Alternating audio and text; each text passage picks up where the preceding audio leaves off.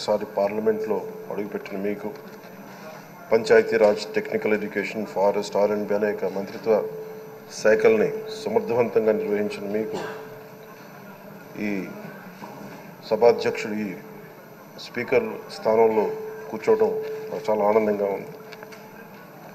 ఎన్ని దశాబ్దాలు ప్రజలు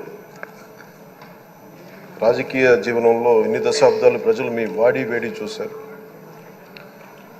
మీకు కోపం వస్తే ఋషికొండను చెక్కినట్టు ప్రత్యర్థులకి పదునైన ఉత్తరాంధ్ర యాసలో గుండు కొట్టేస్తారు.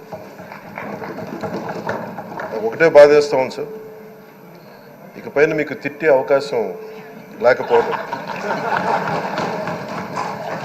కానీ ఇక మీద సభలో ఎవరు తిడుతున్నా దాన్ని ఆఫ్ చేసే బాధ్యత మీ చేతిలోనే ఉంది. మీరే మైక్ ఆఫ్ చేయాలి.